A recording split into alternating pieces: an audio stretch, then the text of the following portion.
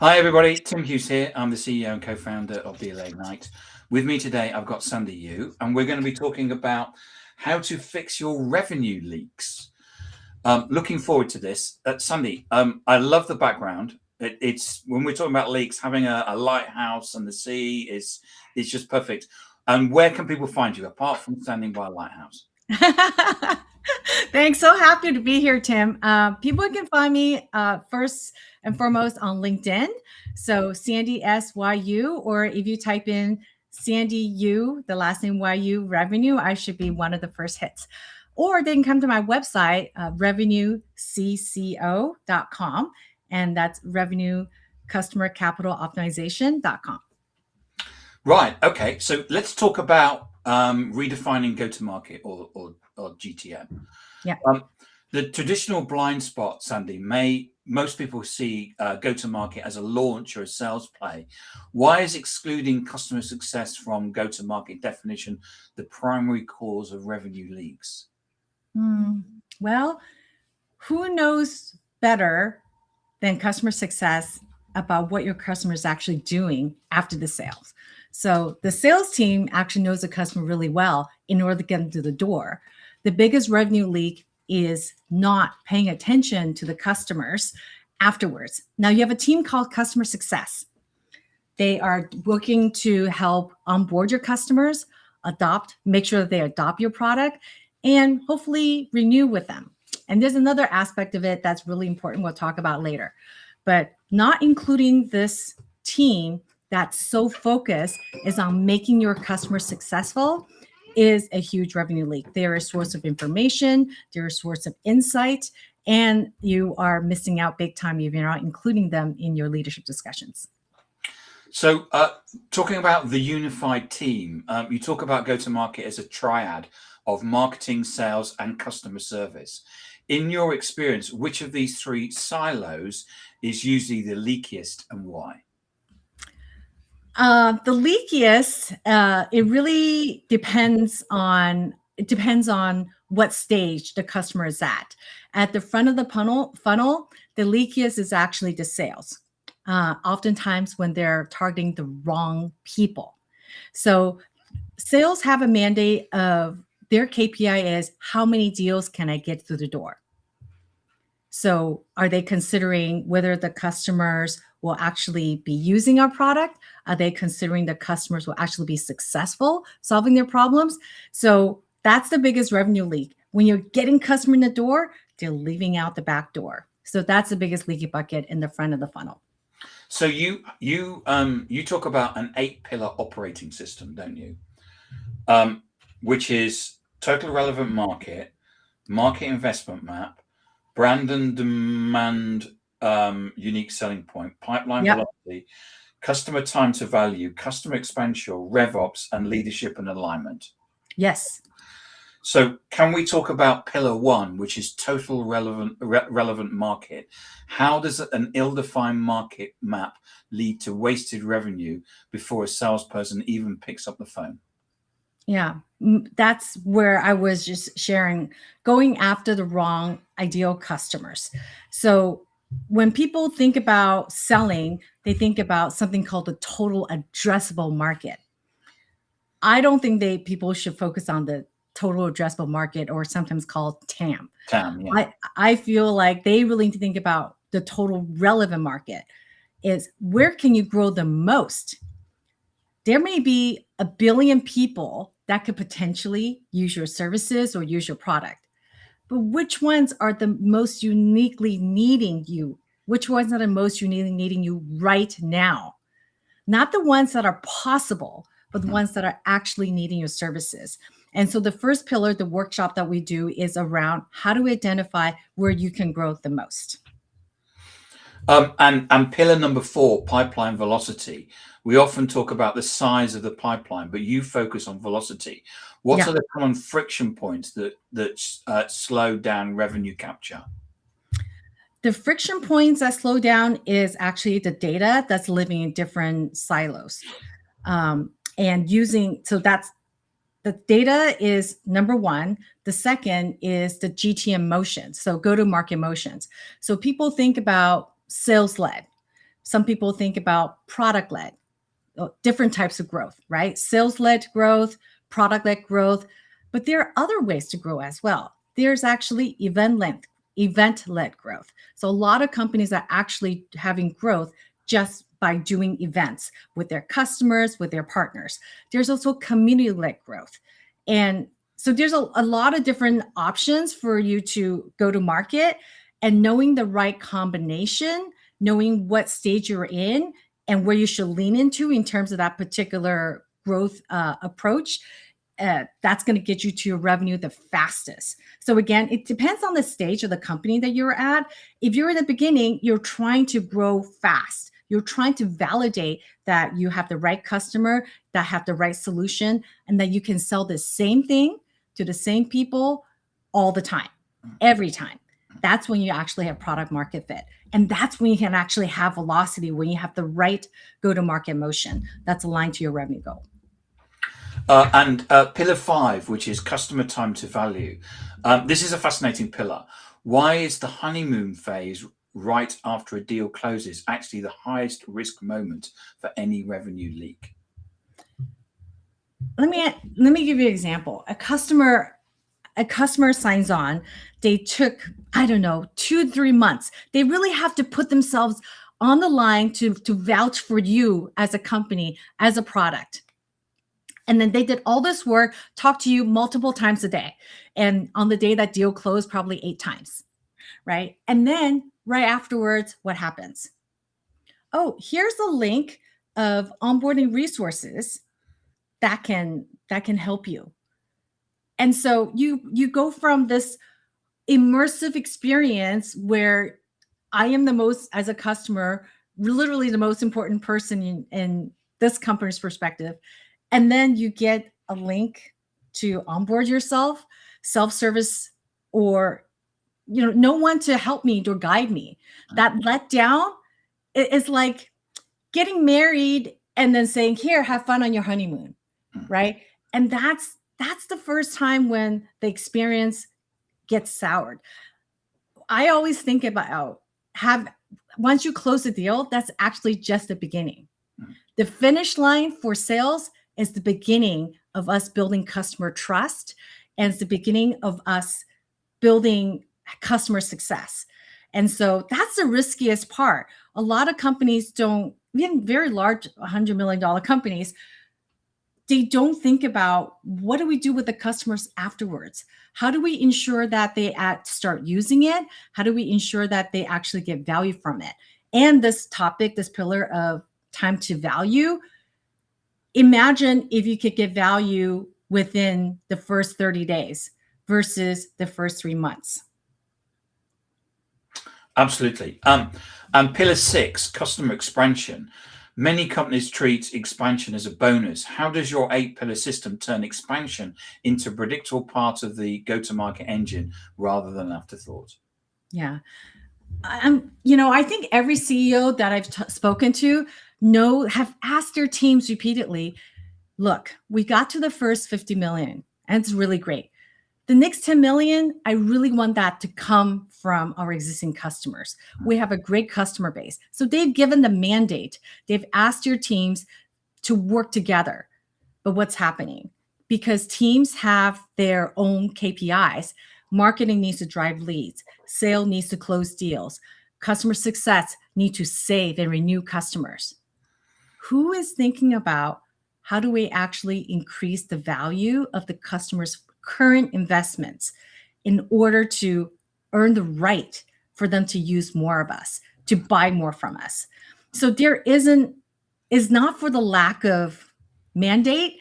It's not the lack of aspiration. It's the lack of a system.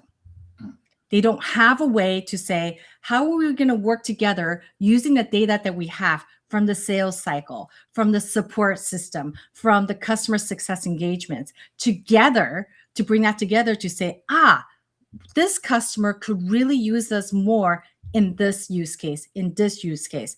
Oh, this other department that we're not talking to right now actually could really use it. And it really starts by knowing what the customer's outcome they're trying to drive.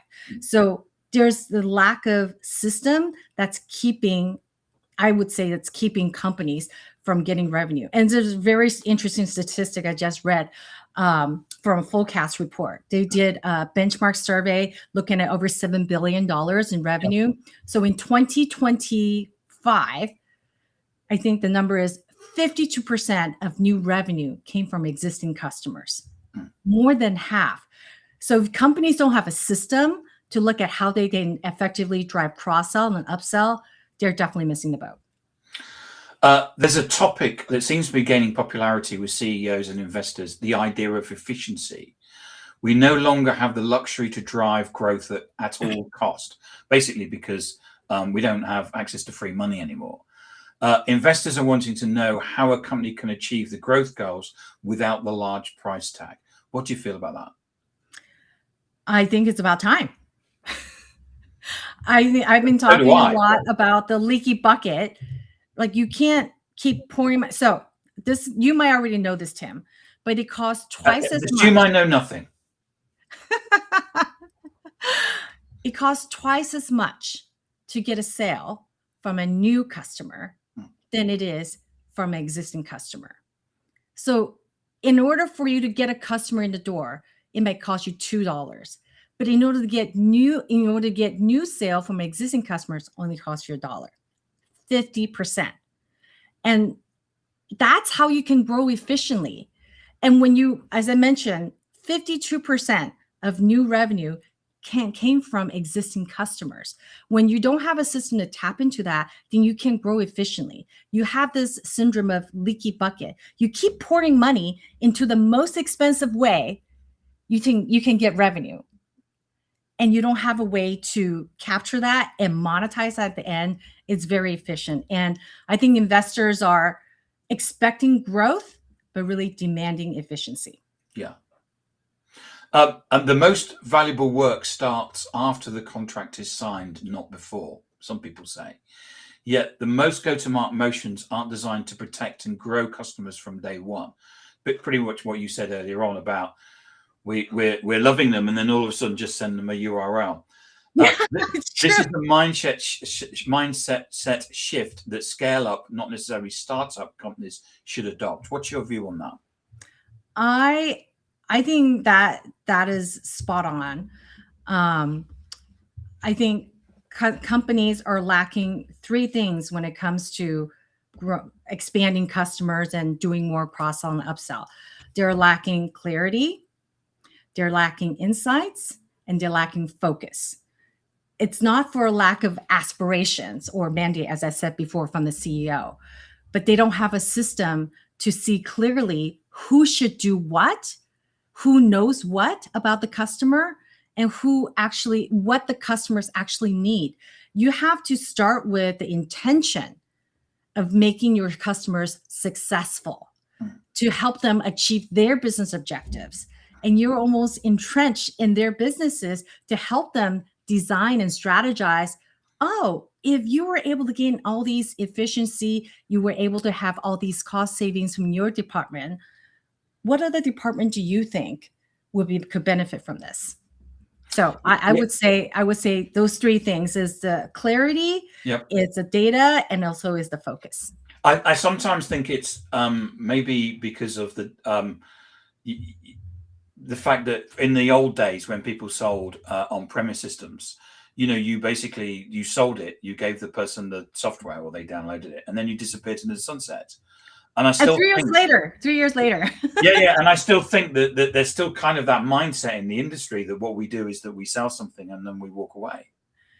Yeah, I think customer expectations are much higher now, even if they're license-based, kind of software license-based, and they're still on maintenance.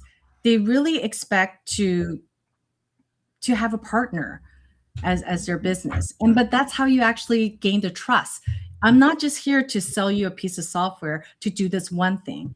I'm interested in how do I help you personally get your next promotion. I'm interested in help your company gain the next % gain so that you can have that, exit, you can have that leverage, you can have that merger. That's how you really gain trust. You have to have that intention, and you have a system Sorry, I keep using the word system, but really without a system, you're just, kind of hoping that this will work out. Yes, I'm a great believer. Sales is a process, and I'm a great believer in process. You have to have it. Um, anyway, finding the leaks. So the silent leak.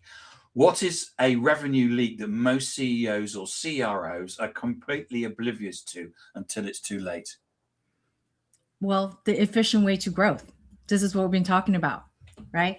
So even though they have asked their team to really think about how do we drive more growth? How do we drive more expansion and cross sell? How do we get our customers to refer us more often, not just to other departments, but to their peers? How do businesses buy today? Do they go to your website? Maybe. Do they get the analyst report and see the magic quadrant, see who's leading the wave? Maybe, but more often than not, I'm going to go to my friend Tim, who is the CEO of a company, and say, what is your tech stack? What do you use? And Tim, why did you leave that company recently? If I've been able to make you successful, Yep. make your company successful, you're very naturally going to be talking about us. Yep. And this growth from existing customer is by far the biggest revenue leak that CEOs are not focusing on. Yeah. I would agree. So let's talk about RevOps, which is your pillar number 7. Yeah. How should a RevOps team function to act as the early warning system for these leaks across the 8 pillars? Yeah, RevOps team are doing so much more. And RevOps team sometimes is sales ops team and just got slapped the title RevOps. So they're being asked to do a lot. And what I think the RevOps team should really focus on. So first of all, I think you need to differentiate the difference between RevOps and sales ops. Okay. Sales ops is about forecast. It's about pipeline. It's about territory assignment.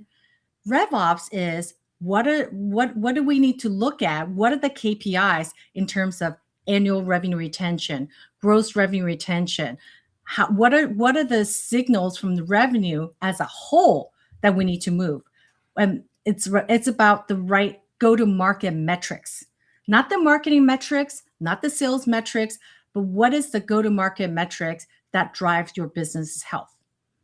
So it's health score, it's engagement, it's net revenue retention, and net revenue retention is measured by looking at all your growth minus the companies that have left.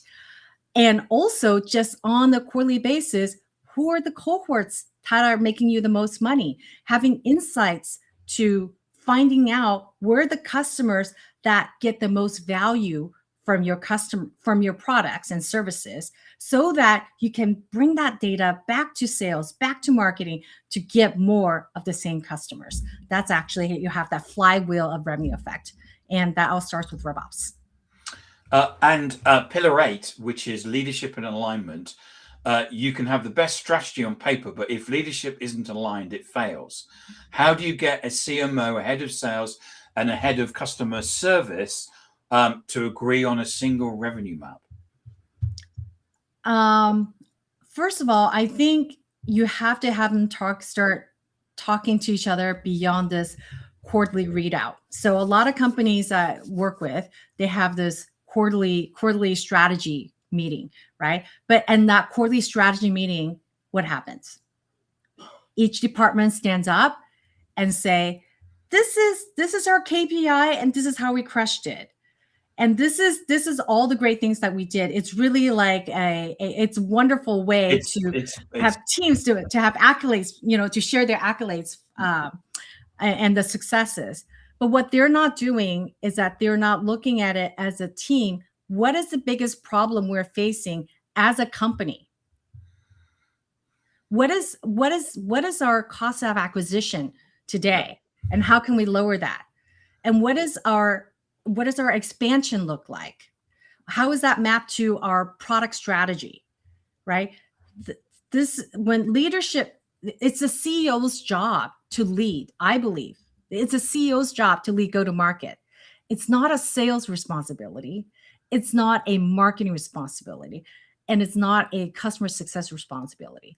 It's the CEO's responsibility to lead go-to-market across these teams so they have alignment and clarity, and they have the trust, not just to build trust with the customers and to have trust with each other.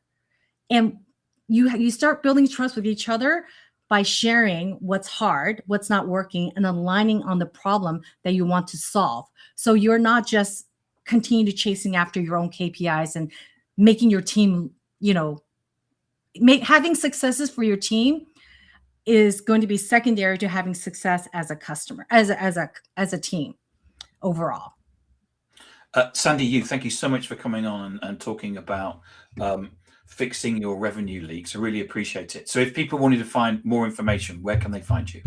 They can find me on revenuecco.com, and they can also find me on LinkedIn, Sandy SU, on LinkedIn. And I know that and I believe the background photo is you've taken on vacation, haven't you? So where is that lighthouse? This one, I believe, in somewhere in California. I can't remember, or maybe this is one of the background photos from one of my friends that has shared with me. Okay. But I do love to use my background photos. The next trip I'm going on is, if you think about where they can find me in person. So I'm based out of San Francisco Bay Area. You can always hit me up on LinkedIn. I'd love to have coffee. But also I'll be traveling to Sydney and Melbourne in May, and I'll be in Singapore speaking at a conference in July. So hit me up on LinkedIn. Love to connect. And we're recording this in 2026 in case everybody. Oh, that's right. In 10 years time, yeah. And they're standing in Melbourne going, "Where's Sandy?" Exactly. Hit me up on LinkedIn first. We'll make sure we find a time. Yeah. Sandy, thank you.